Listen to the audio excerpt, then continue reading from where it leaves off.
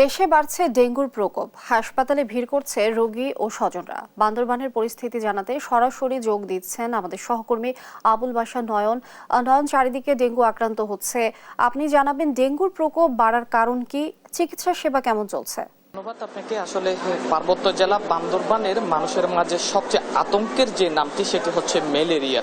কিন্তু আমরা সম্প্রতি সময়ে যেটা দেখতে পাচ্ছি, বান্দরবানে হঠাৎ করেই ডেঙ্গু রোগের প্রকোপ বেড়েছে। সেটি শুধু বান্দরবান জেলা সদর নয়, বান্দরবানের যে 7টি উপজেলা রয়েছে 7টি উপজেলায় ডেঙ্গু রোগের প্রকোপ বেড়েছে। আমরা স্বাস্থ্য বিভাগের সঙ্গে কথা বলেছি, তাদের পরিসংখ্যান নিয়ে আমরা যেটা দেখেছি, সেপ্টেম্বরের 18 তারিখ পর্যন্ত বান্দরবান সদর হাসপাতালে 282 জন ডেঙ্গু আক্রান্ত হয়েছে। পাশাপাশি লামা উপজেলায় 14 জন, আলীকদমে 20 জন, থানচি উপজেলায় 18 জন, রোয়াংছড়ি উপজেলায় 6 জন, বান্দরবান সদর হাসপাতালে 10 জন, নাইখুনছড়িতে 5 জন, রুমা উপজেলায় 4 জন, সব মিলিয়ে 359 জন রোগী আক্রান্ত হয়েছে ডেঙ্গু।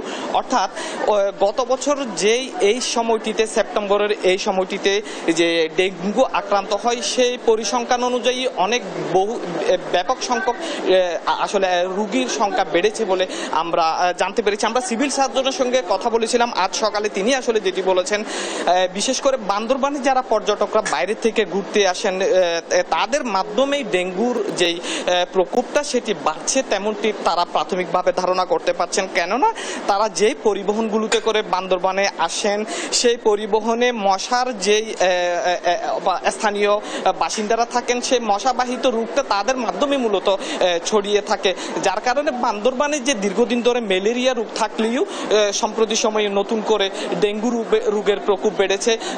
চিকিৎসকরা আসলে পরামর্শ দিচ্ছেন, যারা হাসপাতালে চিকিৎসা নিতে আসছেন তাদেরকে তরল জাতীয় খাবার খাওয়ার জন্য পরামর্শ দিচ্ছেন, পাশাপাশি ফলমূল খাওয়ার জন্য পরামর্শ দিচ্ছেন, তাদেরকে মশারি টাঙিয়ে দিনের বেলায়ও থাকার জন্য পরামর্শ দিচ্ছেন।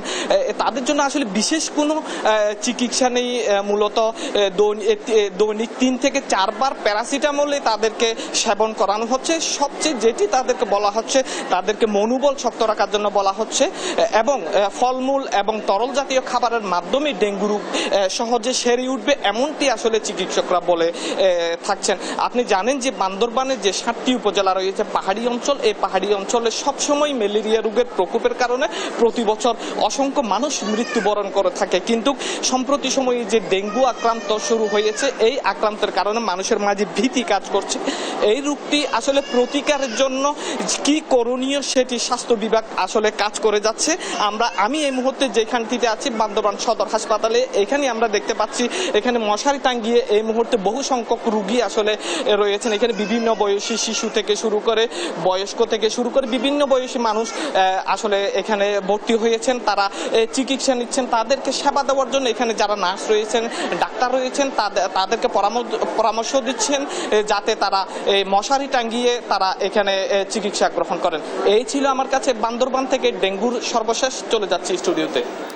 নয়ন, অসংখ্য ধন্যবাদ। দর্শক, দেশে বাড়ছে ডেঙ্গুর প্রকোপ, এই বিষয়ে বিস্তারিত জানছিলাম সহকর্মী নয়নের কাছ থেকে।